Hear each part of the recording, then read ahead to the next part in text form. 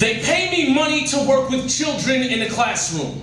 And I'm trying to remember that as hard as possible as a 4-year-old named Sid stands atop a table, brandishing an adult pair of scissors like a shiv, threatening to cut me or Miss Jessica, the teacher, if we come any closer.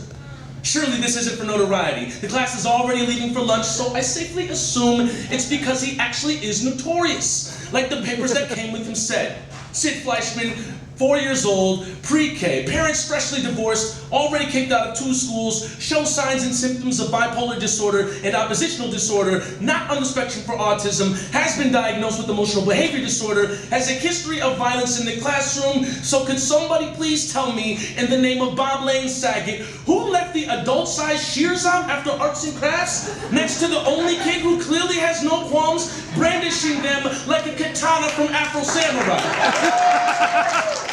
And that must be why they called me. To pay me money to work with children in a classroom. As a paraprofessional, the kid whisperer, the last resort to a failed connection between student and teacher before said student gets punted down the line to some scared straight, no-nonsense Judge Judy police citadel for pre-K. Pre-K. Pre-K. I barely understood the physical mechanics of throwing a high five when I was 4, let alone how to handle a pair of scissors properly. Yet, here we are, looking into the eye of the liger, and if Miss Jessica or I makes one wrong move, somebody's gonna get cut real deep. And I know he'll do it. I know he will. I've known Sid before I was assigned to him, before we took our first time out walk down the hallway, before I even met him. When somebody truly doesn't give a fuck, they don't have to say it. They tell you with their eyes. They wear the reckless abandon in their joints, the you have no clue where I'm from and stagnant eyebrows, the motherfucker please in the lower half of their face, and they keep talking because I wish you would.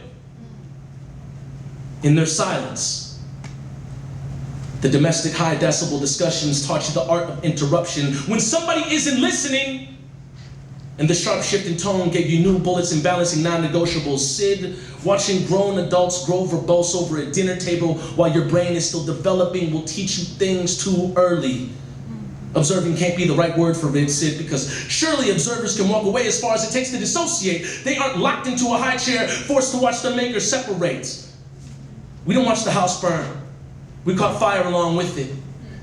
And Sid, there is nothing in that pair of scissors that can put your parents back together again. I know because I tried, and I tried, and I tried, and I tried, and I tried, until my blood ran listless, laughing in the mouth of detention, to taking makeshift vacations for suspension, to setting fires just to see if the flames could climb high enough to burn the heavens. How cliche is that of me to say, you remind me of me?